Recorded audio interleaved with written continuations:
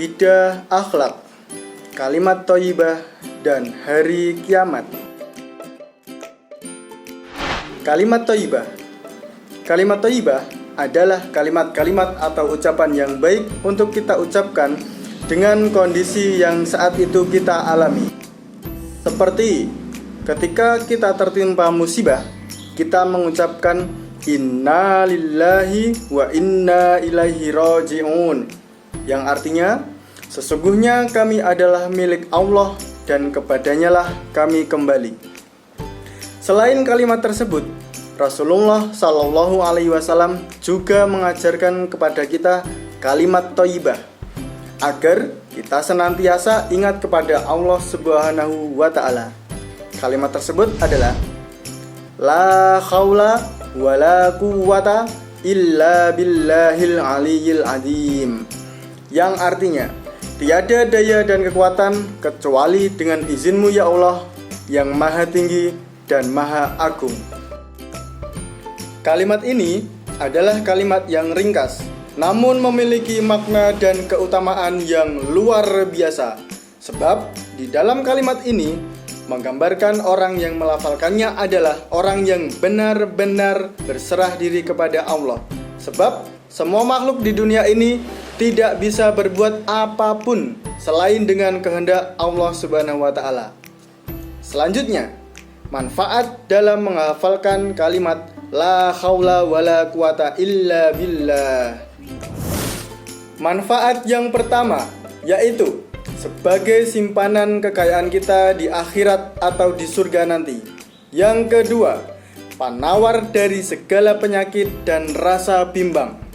Yang ketiga, yang terakhir, dapat menjadi kekuatan dan harapan seperti kita menjadi orang yang optimis dan percaya diri.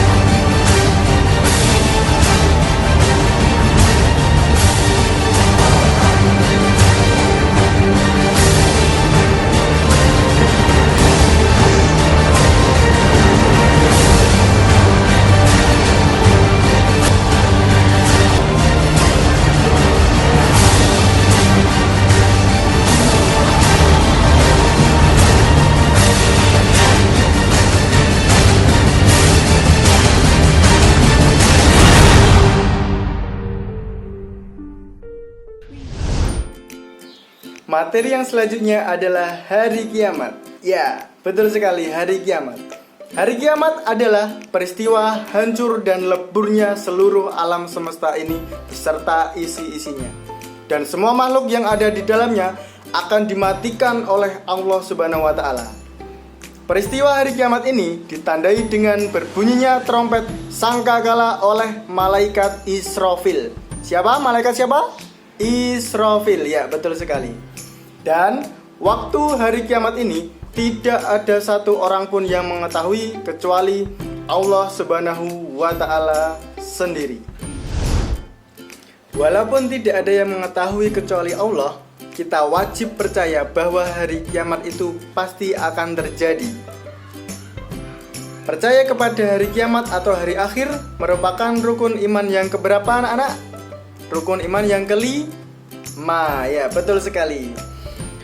Pada saat itu, setelah manusia dimatikan oleh Allah, manusia akan dibangkitkan kembali.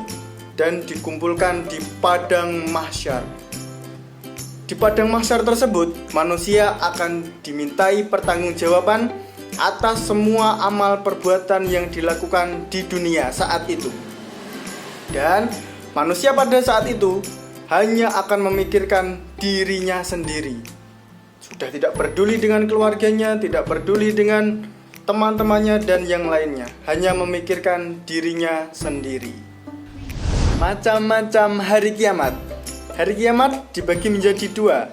Yang pertama adalah kiamat sugro, yang kedua adalah kiamat kubro. Kiamat sugro atau nama lainnya adalah kiamat kecil, yaitu hancurnya alam di sekitar kita. Misalnya seperti gunung meletus, gempa bumi, tsunami, banjir bandang, wabah penyakit, tanah longsor, dan lain sebagainya. Kiamat sugro bisa saja terjadi karena ulah manusia itu sendiri. Misalnya seperti kecelakaan, membakar hutan, menggunduli hutan sehingga terjadi tanah longsor. Itu disebabkan oleh manusia itu sendiri. Yang kedua adalah kiamat kubro.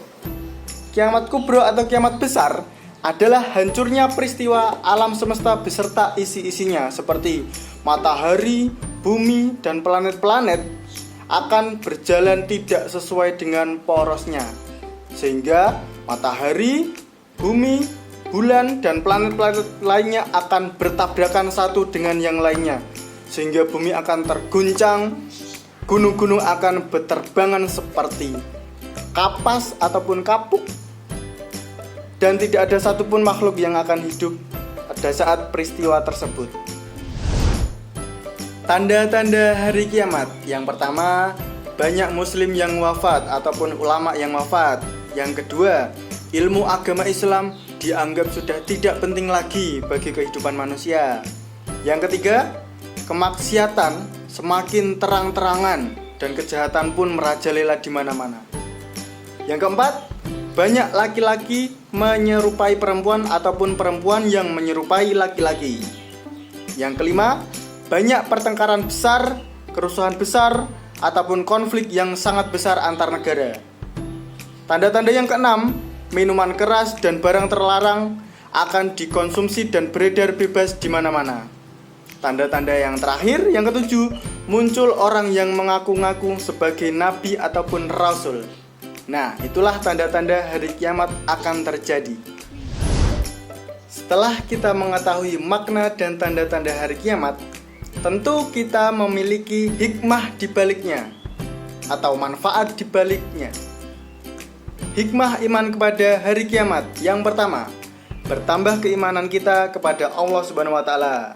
Yang kedua, bersemangat mengerjakan amal kebaikan.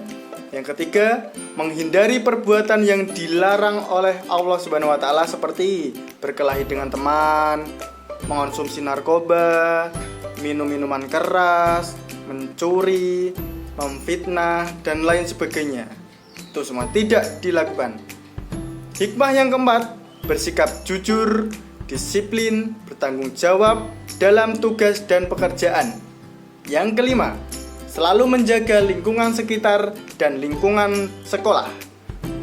Yang terakhir, tidak menunda-nunda ibadah seperti sholat 5 waktu, mengaji, belajar, dan mengerjakan PR. Sekian dari Pak Irlan. Bila ada salah kata, Pak Irlan mohon maaf. Billahi taufiq wal hidayah. Assalamualaikum warahmatullahi wabarakatuh.